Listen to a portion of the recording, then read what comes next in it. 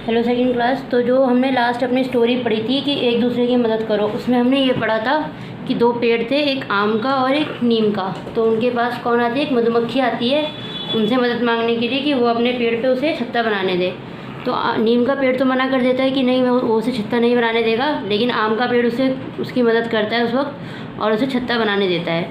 तो अब आगे हम पढ़ेंगे कि आगे ये इसमें क्या क्या हुआ था।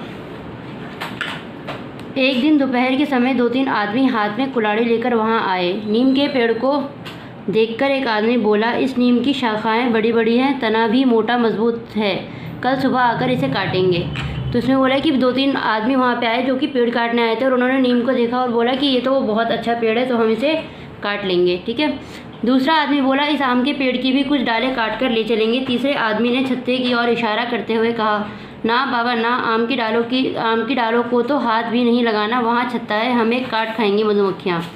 तो दूसरा आदमी ने बोला कि हाँ, नीम का पेड़ तो अच्छा है ही, साथ में आम का पेड़ भी बहुत अच्छा है, इसकी भी 1-2 डालें हम काट के ले चलेंगे और इससे काम कर लेंगे। तो दूसरा आदमी ने मना कर दिया कि नहीं, इसको नहीं काटना है, क्योंकि इसके ऊपर क्या है, मधुमक्खियों का छत्ता है। नीम का पेड़ उसकी बातें सुनकर थर थर काँपने लगा। वो रोते हुए पड़ोसी पेड़ से बोला, आम भाई मुझे बचा लो। वो रानी मधुमक्खी से भी बोला, रानी मधुमक्खी आप एक छत्ता मेरी शाखा पर भी बना लो। रानी मधुमक्खी भुनभुनाकर बोली, मैं क्यों बनाऊँ छत्ता, जब मैंने प्रार्थना की थी तब क्या तुमने सुनी थी? तो जब नीम के पेड़ को पता चला कि कल उसे काट के ले जाएंगे तो वो बहुत डर गया और बहुत डर के मारे सबसे हेल्प मांगने लग गया। उसने पहले आम के पेड़ को बोला और फिर उसने बोला रानी मधुमक्खी को कि जैसे आपने इसके पेड़ पे एक छत्ता बना रखा है, एक छत्ता मेरे पेड़ पे भी बना लो। तो रानी मधुमक्खी ने मना कर दिया, क्योंकि उसने पहले उसे मना कर दिया था।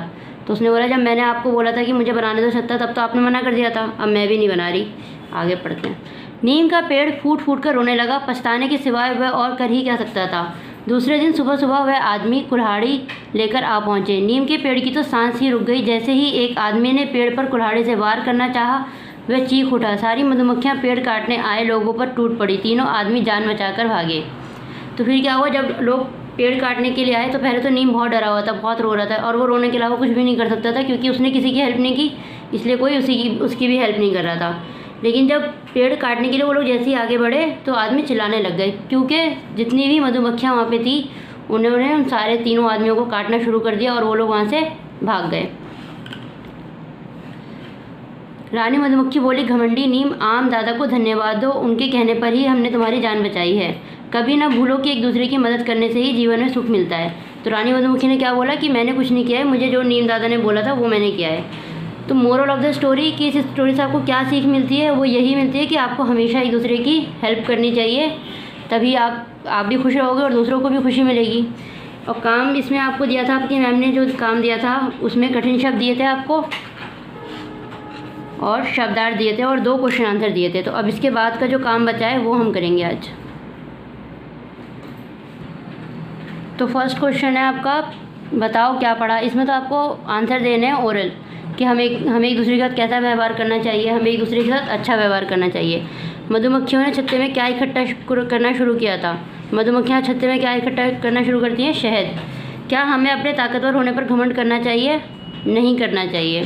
तो ये तो ओरल है। सेकंड क्वेश्चन है कि सही उत्तर पर सही का चिन्ह लगाओ। ये आपको कॉपी में करना है अपनी। तो फर्स्ट क्वेश्चन है, नीम का पड़ोसी था। नीम का पड़ोसी पेड़ कौन था? सेब, आम या अनार? तो आम का पेड़ नीम का पड़ोसी था। रानी मधुमक्खी क्या बनाना चाहती थी? छत्ता, खीर, छाता। रानी मधुमक्खी क्या बनाना चाहती थी उसके पेड़ पे? छत्ता बनाना चाहती थी। आदमी ने पेड़ पर किससे वार किया? जो आप पेड़ काटने आए थे उन्होंने किससे वार किया था? तलवार से, चाकू से, कुल्हाड़ी से?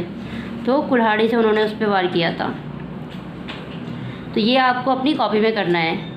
इसके बाद सेकंड क्वेश्चन है आपका, खाली स्थान भरो। यहाँ पे आपको दिखा रखा है हेल्प बॉक्स, इसमें से आपको वर्ड्स चूज़ करना है और इसको फिल करना है। फर्स्ट है आपका, दोनों पेड़ शहर से दूर डैश स्थान पर रहते थे। दोनों पेड़ शहर से दूर कहाँ रहते थे? एकांत। तो यहाँ आएगा एकांत, ये है, ये फर्स्ट। ठीक है। नीम पर रानी मधुमक्खी की डैश का कोई प्रभाव नहीं पड़ा। रानी मधुमक्खी ने क्या किया था? नीम से प्रार्थना की थी कि वो उसे वहाँ पे अपना छत्ता बनाने दे, लेकिन उसकी प्रार्थना का उस पर कोई प्रभाव नहीं पड़ा। तो ये आएगा सेकंड, प्रार्थना। रानी मधुमक्खी की मधुमक्खी की डैश मधुमक्खियों ने फटाफट छत्ता बना दिया। रानी मधुमक्खी के जो सहायक थे, जो उनके जो और साथ में जो मधुमक्खियाँ थी, उन्होंने फटाफट वहाँ पे छत्ता बना दिया जब आम ने बोला कि ठीक है आप छत्ता बना सकते हो। तो क्या आएगा यहाँ पे? सहायक आएगा। ये थर्ड है। तो अभी इसके आगे का हम करते हैं। नीम का पेड़ थर डैश लगा। क्या जब नीम के पेड़ को पता चला कि लोग उसको काट देंगे तो वो क्या करने लग गया था? कांपने लग गया था। तो यहाँ पे आएगा कांपने। ठीक है। आम दादा को डैश दो। क्या बोला था रानी मधुमक्खी ने कि मुझे कुछ भी बोलने की ज़रूरत नहीं है, आपको अगर धन्यवाद बोलना है तो किसको दो? आम दादा को बोलो। तो यहाँ आएगा धन्यवाद।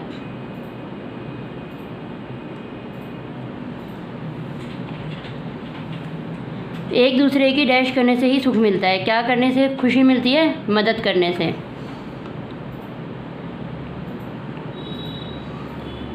क्वेश्चन नंबर 4 है मैचिंग। नीम का पेड़ कैसा था? बहुत घमंडी था। रानी मधुमक्खी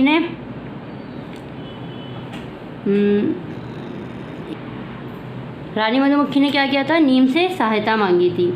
आम का पेड़ बड़े प्यार से आम का पेड़ बहुत प्यार से बोला, फूट फूट कर रोया। कौन रोया था फूट फूट कर? नीम का पेड़। एक दूसरे की हमें क्या करनी चाहिए? सहायता करनी चाहिए। और ये जो क्वेश्चन है आपके, इसमें 2 क्वेश्चन आपकी मैम ने करवा रखे हैं, बाकी 3 क्वेश्चन की आपको फ़ोटो सेंड कर दी जाएगी, तो आप उसमें से देख के कॉपी में कर लेना। 6 क्वेश्चन है आपका, सही शब्दों पर घेरा लगाओ। इसमें जो सही लिखा हुआ है उस पर आपको घेरा लगाना। जैसे इन्होंने लिखा है पड़ोसी, पड़ोसी, तो जो सही लिखा हुआ है उसमें आपको घेरा लगाना है। पहला है प्रभाव। अब प्रभाव इन्होंने 3 तरीके से लिखा है, कौन सा वाला सही है? तो ये वाला सही है, प्रभाव। छत्ता, छत्ता कौन सा सही है? ये। मजबूत, मजबूत तीनों में से कौन सा सही है? ये सही है, तो इस पर सर्कल आएगा। तो ये जितना भी काम आपको बताया है, fill in the blanks, tick the correct, matching, सही शब्दों पर घेरा लगाओ और क्वेश्चन आंसर। क्वेश्चन आंसर आपको फ़ोटो खींच के आज वीडियो में भेज दिया जाएगा लास्ट में, और ये सारा काम आपको कॉपी में करना है और फिर जमा करवाना है काम, फिर आपकी अटेंडेंस लगेगी। Okay bye.